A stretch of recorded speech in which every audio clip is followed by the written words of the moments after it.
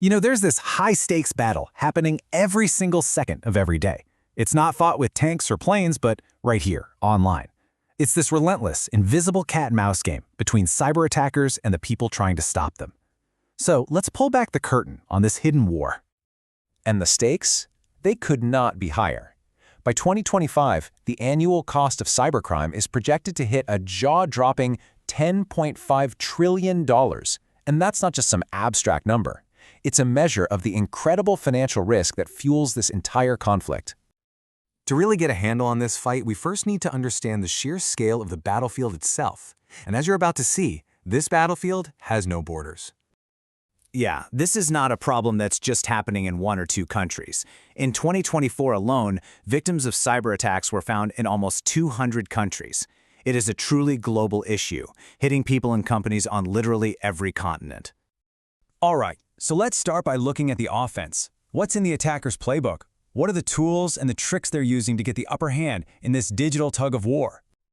Well, one of the biggest game changers for the bad guys has been the rise of malware as a service. Seriously, think of it like Netflix, but for cybercrime. Instead of having to be some genius coder, aspiring criminals can now just rent incredibly sophisticated malware. It's made it so much easier for anyone to get into the game. And the impact of this model is staggering. Just look at this list of the top 10 families of information-stealing malware. See the ones marked with a little fingerprint? Those all operate as a service. That's 8 out of the top 10. And that one at the very top, Luma C2, is just absolutely dominating the field. Now, maybe the most popular weapon in the whole arsenal is a tool called Cobalt Strike. It was actually made for security pros to test defenses, but of course, criminals got their hands on it. Now it accounts for 2/3 of all command and control servers. Those are basically the secret headquarters attackers use to run their operations. But here's the thing. Having powerful tools is only half the story. The real trick, and the biggest headache for defenders, is that these attackers are absolute masters of hiding in plain sight.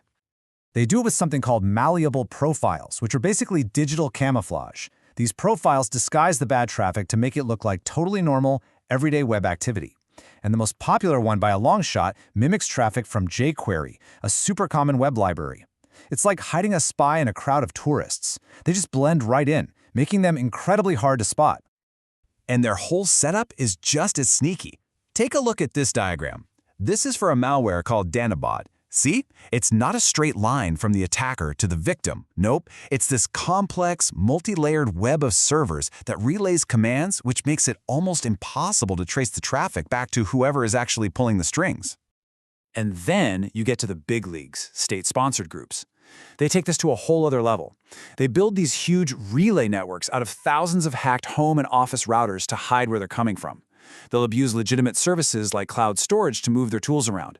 It all just blends in with the noise of the regular internet, giving them the perfect cover. Okay, so that's the offense. Sophisticated, sneaky, and always changing. Now, let's flip the board. How in the world do you fight back against an enemy you can barely even see? The core difference here isn't just about tools. It's about philosophy. Think about it. An attacker only needs to find one tiny crack to get in. Just one. But a defender, they have to protect every single possible crack. This imbalance, the attacker's advantage, is what shapes the entire defensive strategy. A strong defense is really built on 3 pillars, sometimes called the CIA triad. It's all about ensuring data confidentiality so only the right people can see it, protecting its integrity so you know you can trust it, and guaranteeing its availability so it's there when you need it. If any one of those fails, it can be a total disaster. But here's the thing. A key part of modern defense isn't just building walls and hoping they hold. No, it's about actively trying to knock your own walls down to find the weak spots before an attacker does. So, organizations use a few different methods for this. A vulnerability assessment is kind of a broad scan to find potential weak points. Then you have penetration testing, which goes a step further and actually tries to exploit those weaknesses to see what damage could be done. And then there's the big one, red teaming. That's a full-on simulation where a team pretends to be a real-world attacker to test everything, not just the tech, but the people and the procedures too. So here's the crucial point. For the longest time, this whole game has been reactive. Defenders find a new threat, they build a defense for it, and then they wait for the next attack to come along. But that's finally starting to change. A new philosophy is starting to emerge, and it's built around one powerful, game-changing question. What if this wasn't about cleaning up after a mess? What if you could stop an attack before it even launches? This is a fundamental shift away from looking for indicators of compromise, the digital footprints an attacker leaves after a break-in. The new focus is on something called indicators of future attack, the warning signs that pop up before a punch is ever thrown. Here's the difference in a nutshell. IOCs are reactive. They're like finding muddy footprints on the carpet after your house has been robbed.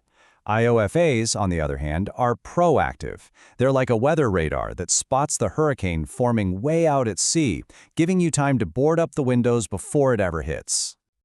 So how does it work? Well, it's about tracking the very infrastructure that attackers build before they strike. The servers, the domains, all the tools they're getting ready. Because even the smartest attackers are creatures of habit. By spotting these setup patterns, defenders can identify and block a new threat before a single attack is ever launched. This proactive approach could completely change the rules of this cat-and-mouse game. Which leaves us with a final thought.